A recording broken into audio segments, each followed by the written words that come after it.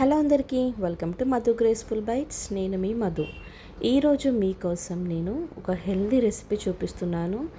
ఈ healthy recipe వచ్చేసి చాలా ఈజీగా, చాలా సింపుల్గా ప్రిపేర్ చేసుకోవచ్చు.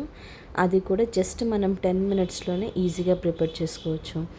ఈ హెల్దీ లడ్డు వచ్చేసి నేను ఇక్కడ పల్లీలు అలాగే బెల్లం వేసి చేస్తున్నాను.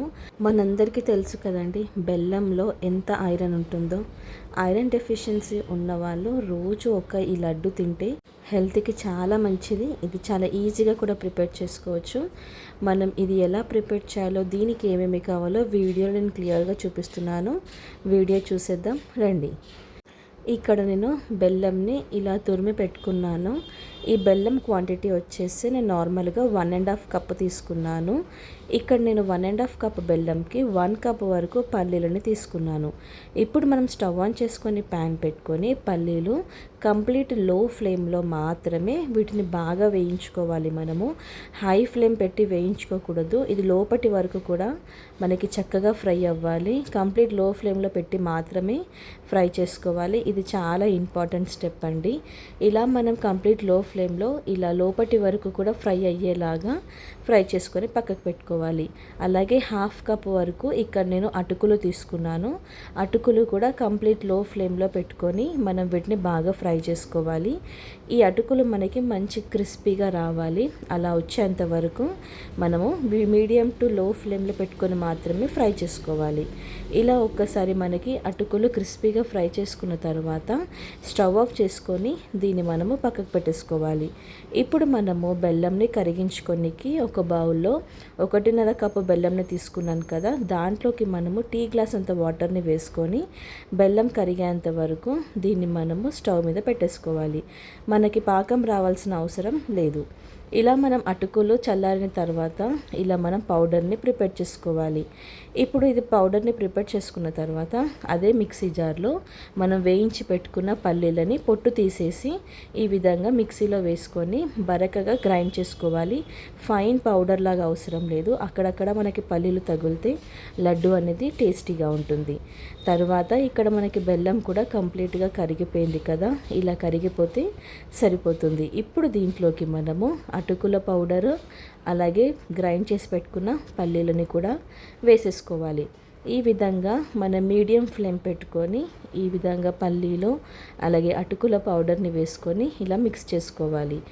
ఇది మనకి కంప్లీట్గా దగ్గరికి అయిపోవాలండి. లడ్డు మనము ఏ విధంగా అయితే కడితే కన్సిస్టెన్సీ ఉంటుందో అలా అయ్యేంత వరకు మీడియం టు లో ఫ్లేమ్ పెట్టుకొని మాత్రమే వీటిని మనం మిక్స్ చేసుకోవాలి.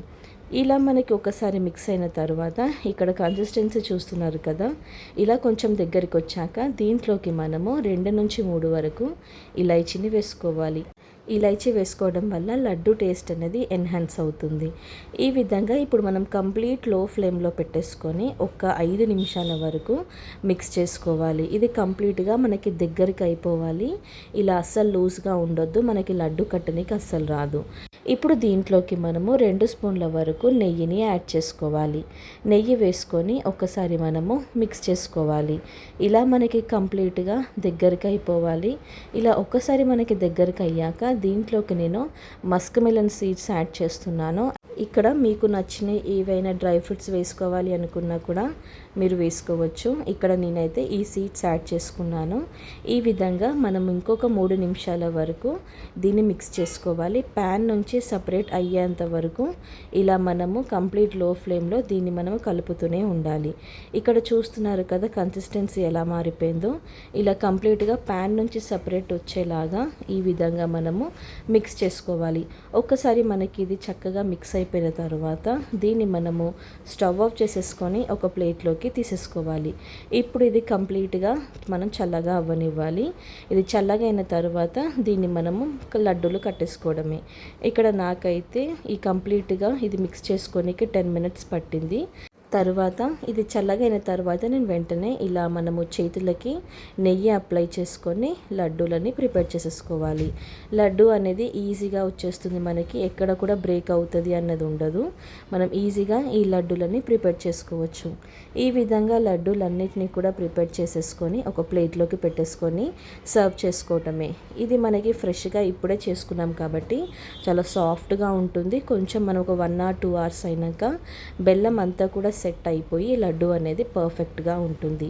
చూసారు కదండి, హెల్తీగా ఐరన్ రిచ్ లడ్డు ఎలా ప్రిపేర్ చేసుకోవాలో. ఇది చాలా ఈజీ ప్రాసెస్. మనం డైలీ ఇది ఒక్క లడ్డు తిన్నా కానీ మన హెల్త్కి చాలా మంచిది. ఇలాంటి హెల్తీవి తింటే మన హెల్త్ కూడా చాలా బాగుంటుంది.